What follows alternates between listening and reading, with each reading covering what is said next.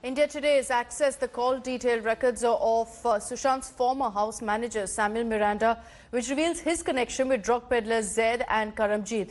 According to the call details, you've got Miranda making 3 calls to Zaid and spoke with him for 72 minutes. Similarly, Samuel Miranda was also in touch with Karamjeet from September 24th last year till March 17th.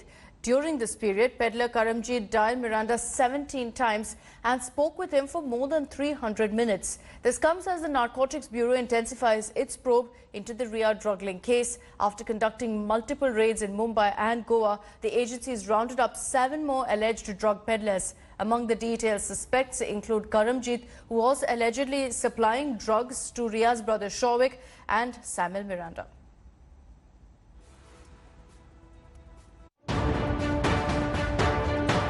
The Narcotics Bureau has intensified its probe into drug racket allegedly involving Rhea Chakravarti and her brother Shavik. India Today has accessed Shavik Chakravarti's statement given to the Narcotics Control Bureau. Shavik, during his interrogation, confessed that Sushant's ex-manager Samuel Miranda contacted him on April 17th as his old supplier Karamjeet had run out of drugs and asked him to speak to Rhea. Shavik claimed that Rhea told him anything would work for Sushant. Rhea's brother also confessed to contacting drug peddler Basit, who has already been arrested by the NCB. Based on Shavik's statement, the Narcotics Bureau nabbed drug peddler Karamjeet for allegedly supplying drugs to him and Samuel Miranda. Not just that, Sushant's former staffer Rishikesh Pawar has also been detained. His name was revealed by the late actor's house help Dipesh Sawant in his statement to the authorities. This even as NCB on Saturday conducted multiple raids in Mumbai and Goa on the information given by suspected drug peddler Anuj Keswani, who is in their custody. As the drug probe widens, the big question is whether this is the tip of the iceberg. With Arvind Ojha in Mumbai, Bureau Report, India Today. And India Today has accessed the BMC notice served to actor Kangana Ranaut for her car residence in 2018. BMC says that several portions of Kangana's car residence have been constructed in an unauthorized manner. BMC's notice cites unauthorized amalgamation, additions and alterations in her flat. It further says that ducts near the toilets and the restrooms have been resized or covered. BMC officials say that the violation inside her home are more serious than her Pali Hill Road office, which was demolished by BMC officials on September 9th. Kangana had moved the city civil court in May 2018 and the matter is currently sub judice. The BMC has asked court to lift the stay from the demolition of her house. The next hearing in this matter is on September 25th. And amid the continued face-off between actor Kangana Ranaut and Shiv Sena, the firebrand actor is also meeting the Maharashtra Governor B.S. Koshyari today. Kangana is likely to apprise the governor of the situation that emerged after her office was demolished by the Sena-controlled BMC civic body. The meeting between the actor and the Maharashtra governor is scheduled to take place at 4:30 p.m. Kangana is scheduled to leave Mumbai on Monday. The Bollywood actor has launched an all-out war against the Uddhav-led government after her office was demolished by the BMC. On Saturday, she also tweeted a scathing picture targeting the Uddhav government.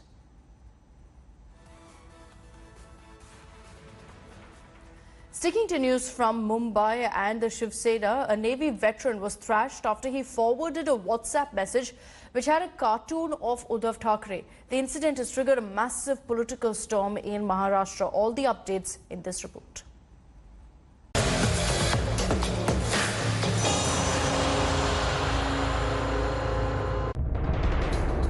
Brazen daylight attack.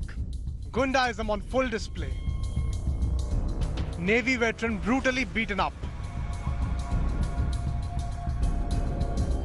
He was hit on his eye, dragged by the collar. Shiv Sena went on a rampage on Friday evening after retired naval officer Madan Sharma allegedly forwarded a WhatsApp message mocking Maharashtra Chief Minister Uddhav Thackeray.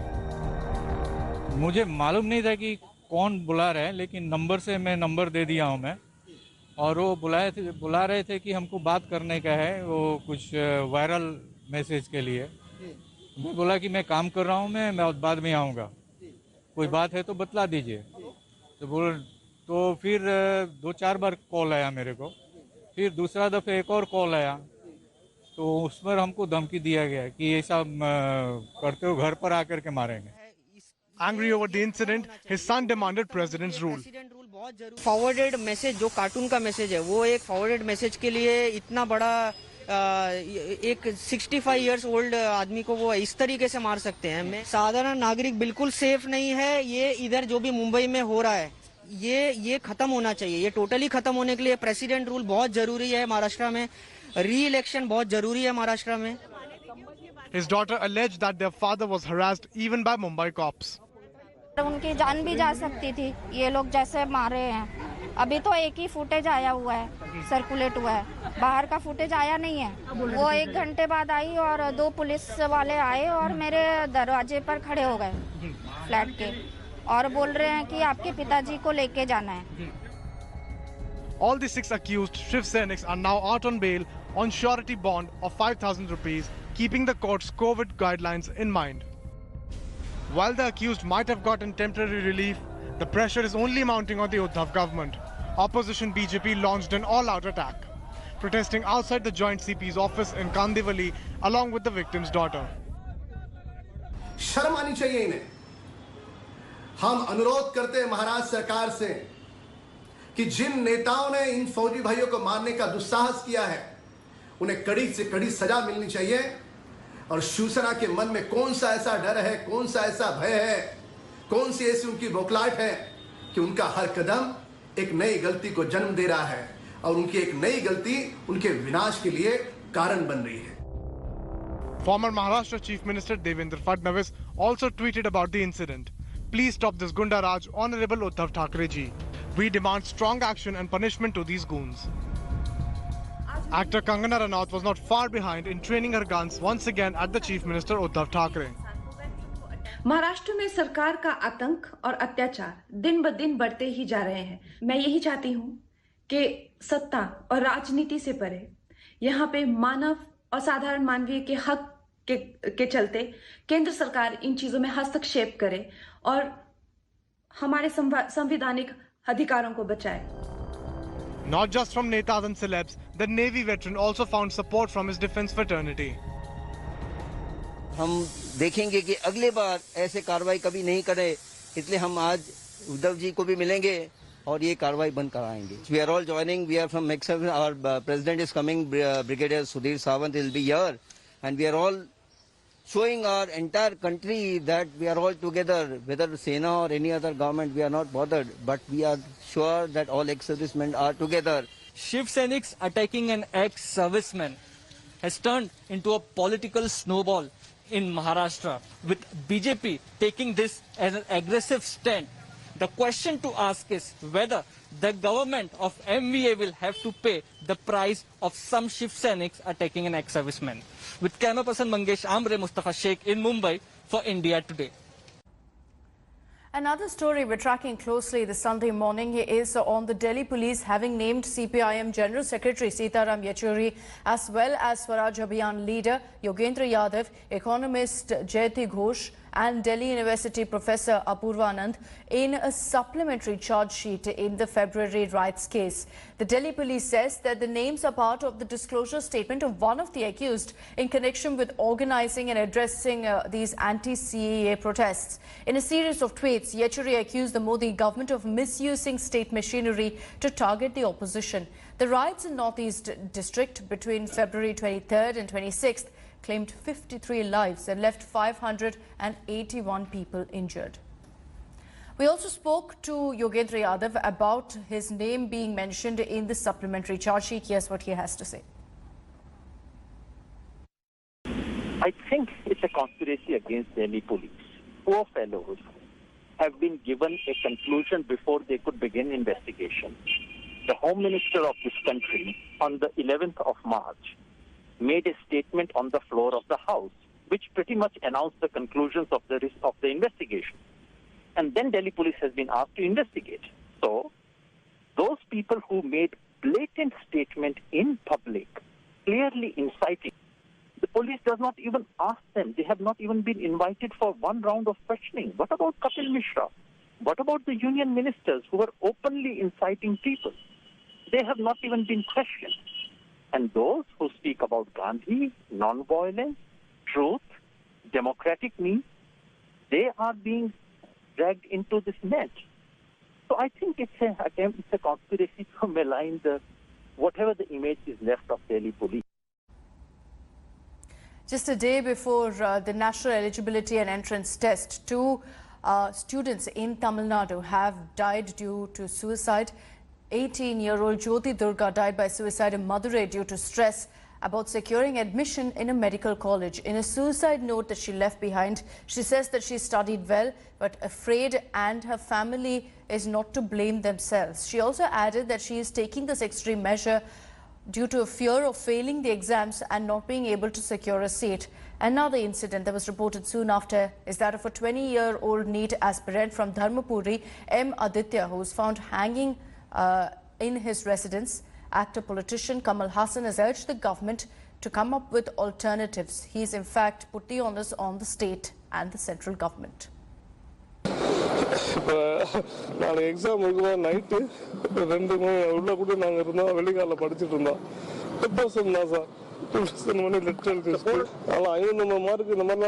Exam night, போன முறை இந்த முறை இந்த test வைக்கிறதுல 500 mark number தான் sir வாங்கிட்டு இருந்தான். அவளுக்குள்ள ஒரு பெரிய டிப்ரெஷன், அதாவது நம்ம ஃபெயில் ஆயிரும் பேசுனாங்களா சார்? இல்ல சார், நல்லா ஃப்ரீயா தான் உங்க எல்லாம் ஒண்ணா சாப்பிட்டுட்டு அவளுக்கு தனி ரூம் இருக்கும், அங்க அவ படிச்சிட்டு இருப்பா, நாங்க இன்னொரு ரூம்ல தூங்குவோம். ஒரு வெளிய கூட லாக் பண்ணி வச்சுட்டு இந்த மாதிரி ஒரு வீடியோ போட்டுட்டு இந்த மாதிரி பண்ணிட்டா sir. After 10 days, 5 Indian youth from Arunachal Pradesh have finally returned home from China. The Chinese army handed over the 5 youth to Indian troops at Kibitu border who had inadvertently crossed the line of actual control. We get you this report by Manogya Loiwal. A breath in freedom, a sigh of relief. 5 Indian youth from Arunachal Pradesh who were allegedly abducted by the Chinese People's Liberation Army returned home after hectic efforts by the military and civil administration. The 5 youth who had inadvertently crossed the line of actual control earlier on September 2nd were held by the PLA for 10 days. Their repatriation took place on Saturday at Kibitu, where they were received by the Indian Army. Their relieved families thanked the Modi government for bringing back their loved ones. Regarding इसको लेके हमारा जो family वाला है, हम भी एक रिश्तेदार है, वो वेरी हैप्पी, और हमारा जो गवर्नमेंट है इसको भी बहुत दिल से धन्यवाद कहना चाहता है. बहुत खुश हूँ. हमारा 5 लोग चाइना में गया था, तो आज हमारा भारत सरकार और राज्य सरकार वापस लाया, इसलिए हम आप सबको बहुत बहुत धन्यवाद. मैं दिल से बहुत धन्यवाद करता हूँ. Initially, the Chinese government was in denial, refusing to admit that the youth were in its custody. However, after constant pressure from the centre, China finally informed India about their presence through the hotline earlier this week. But the Z government's mouthpiece Global Times branded the Indians as spies, a charge strongly denied by their families. I'm very happy with the work done by the government of India, and let me clear the things that is that what Global Time is claiming that they are a Indian spy. Let me tell you that they are not an India spy.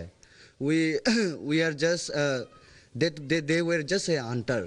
It is not for the first time that China has resorted to such kind of tricks against India. At a time when it was releasing these 5 youth from its custody to the Indian territory, not only did it allege, claiming and blaming that these 5 youth were men of intelligence agency of India serving as spies in the garb of hunters, but also making such fake claims not for the first time.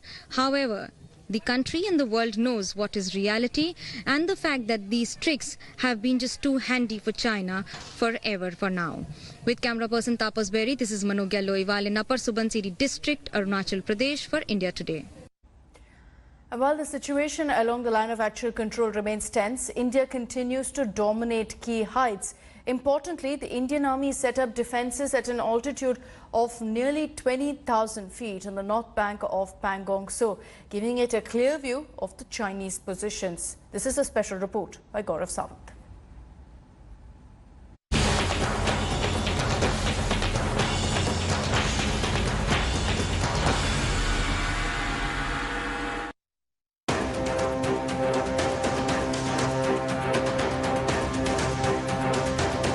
In April 1984, Indian troops snatched control of the Siachen Glacier in northern Kashmir.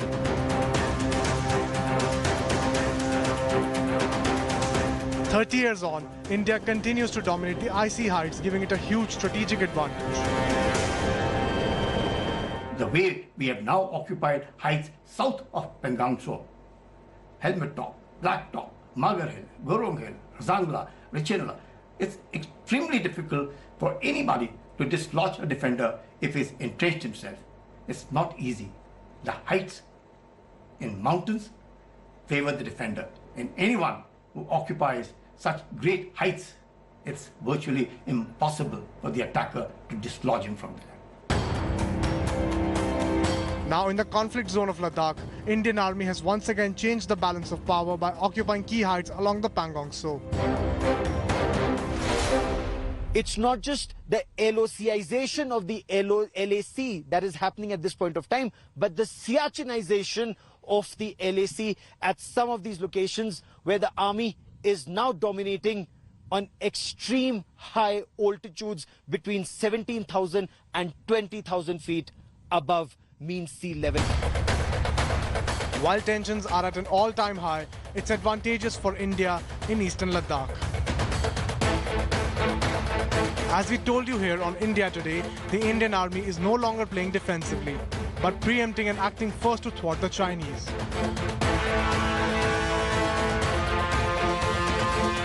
India now has tactical advantage on both the north and south banks of Pangong Tso. India controls the Rezangla, Rechilla, Blacktop and Goswami Hill and other crucial heights near Chushul to preempt the Chinese army activities underway there. In a swift and tactically brilliant maneuver, soldiers of the Indian Army are now on commanding heights north of Pangong Tso, close to Finger 4. This means the Indian Army effectively dominates Chinese army positions on Finger 4, effectively stopping further Chinese advancement from Finger 4 towards Finger 3 and Finger 2. This also indicates that the Indian Army is now on altitudes between 17,000 and 20,000 feet at the line of actual control on either side of the Pangong Tso, whether it's at Richinla, Rizangla, Blacktop, or at this dominating feature north of Pangong Tso. The Indian Army just cannot trust the Chinese. The strategic heights are now dominated by Indian positions, with Chinese positions in India's line of sight and fully vulnerable to India's actions. As Indian and Chinese army continue to eyeball each other, it is clearly advantageous for India. With Gaurav Sawant in Ladakh, Bureau Report, India Today. The rise in COVID cases has been rather worrying in the last few weeks. So let's put out the latest numbers from the government. At this point, the confirmed cases nationwide stands at 46,59,984. The death toll at 77,472. Maharashtra remains the worst affected state. The number of cases confirming 10 lakh now. It's at 10,15,681 with the death toll at 28,724.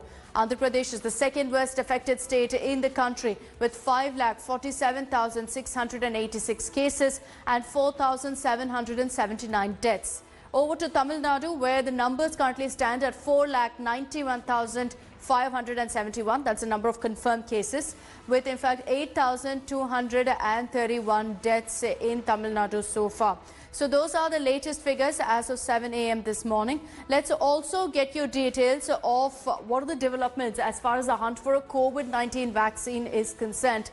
There's positive news because the Oxford University and AstraZeneca vaccine that they were developing, they've announced the resumption of clinical trials of the COVID-19 vaccines in UK after a brief pause. Now the Drugs Controller General of India has issued a directive and asked the Serum Institute of India to do the same. The trials had paused after a UK-based patient had developed an unexpected illness. This was back on September 6th. Oxford University said that it expected that some passengers, in fact, would fall ill and that they are evaluating all cases on an individual basis. In fact, at this point, globally, a total of 18,000 people have been a part of this vaccine trial. Hello everyone, this is Rahul Kamal here. Hope you enjoyed this video. For the latest news and analysis, like and subscribe the India Today YouTube channel and don't forget to press the bell icon to stay updated.